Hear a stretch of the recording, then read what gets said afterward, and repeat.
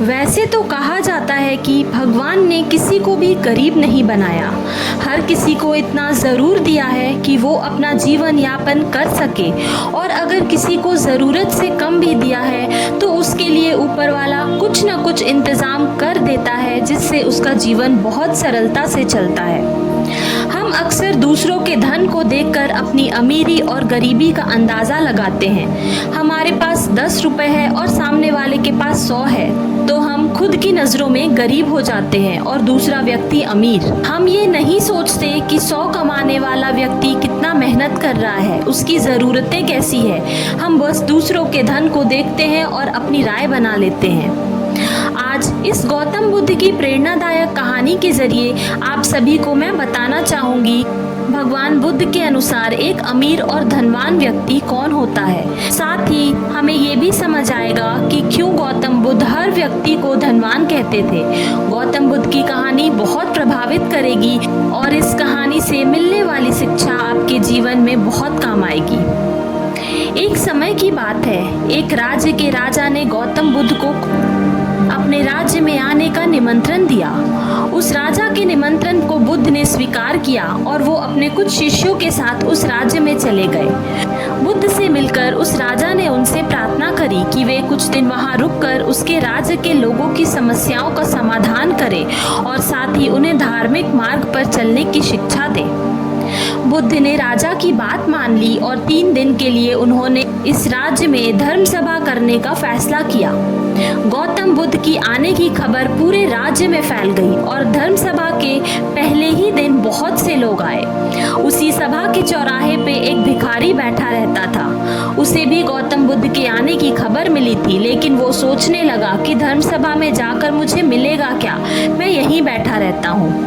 जैसे जैसे लोग आएंगे वो मुझे भीख में कुछ न कुछ देकर ही जाएंगे। पहले दिन बहुत लोग आए और इस भिखारी की अच्छी खासी कमाई हो गई। अगले दिन फिर वही सिलसिला चला।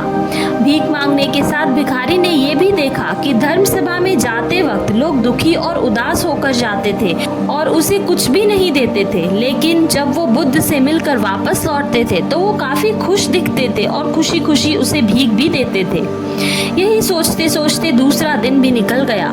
तीसरे दिन बहुत कम लोग आए तो भिखारी परेशान हो गया। उसकी कमाई नहीं हुई। उसने सोचा कि बुद्ध सबकी समस्याओं का उपाय दे ही रहे हैं, तो क्यों ना मैं भी उनके पास जाऊं और अपनी निर्धनता को दूर करने का उपाय पूछ लूं।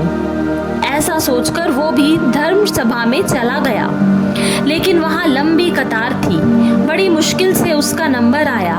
बुद्ध के पास पहुंचकर उसने उन्हें प्रणाम किया और बोला, भगवान, इस गांव में सभी लोग खुश हैं और सभी धन सुविधा से संपन्न हैं, फिर मैं ही निर्धन क्यों हूँ? उस भिखारी को देखकर भगवान बुद्ध बोले, तुम निर्धन इसलिए हो क्योंकि तुम हमेशा दूसरों से मांगते रहते हो, लेकिन कभी किसी को कुछ देते नहीं हो। तुम सोचते हो कि लोग तुम्हें भीख में बहुत पैसे दें, लेकिन बदले में तुम उन्हें कुछ भी नहीं देना चाहते। ऐसा सुनकर वो भिखारी बड़ा हैरान हो गया और उसने बोला, भगवान, मेरे पास है ही क्या कि मैं दूं?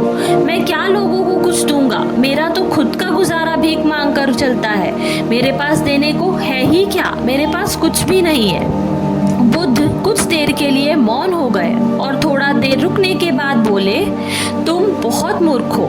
किसी को देने के लिए या दूसरों के साथ बांटने के लिए ऊपर वाले ने तुम्हें और हम सभी को बहुत कुछ दिया है।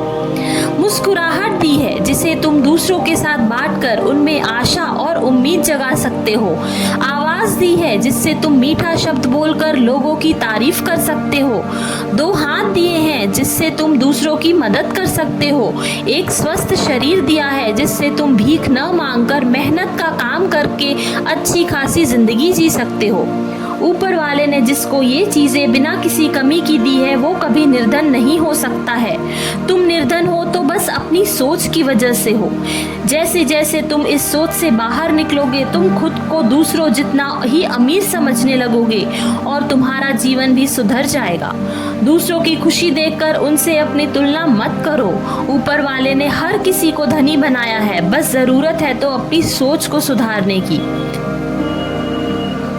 भगवान बुद्ध की बातें सुनकर उस व्यक्ति को अपने जीवन का मूल्य समझ आ गया और वो उनके दिए हुए उपदेश के अनुसार अपना जीवन जीने लगा। दोस्तों, हम सभी लोग जब दूसरों से अपनी तुलना करते हैं या दूसरों को खुश देखते हैं तो हमें लगता है कि हमारा ही जीवन खराब है और बाकी सब मजे में है। हम कभी अपने जीवन की अच्छी चीजों पर ध्यान नहीं देते। हम कभी ये नहीं सोचते कि भगवान ने हमें एक स्वस्थ शरीर दिया है जो सबसे ज़्यादा मूल्यवान है। आप भले ही कितने भी अमीर हो, अगर आपका शरीर काम का ना रहे तो वो पैसा भी किसी काम में नहीं आता। और दूसरी तरफ अगर आप गरीब हैं लेकिन आपका शरीर एकदम स्वस्थ है तो आप अपने आप में बहुत अमीर व्यक्ति हैं। एक स्वस्थ शरीर पैसों से कितना ज़्यादा ज़रूरी है, कोरोना काल में हम सभी देख चुके हैं। आशा करती हूँ कि ये छोटी सी कहानी से आपको एक अच्छी सीख मिली रहेगी।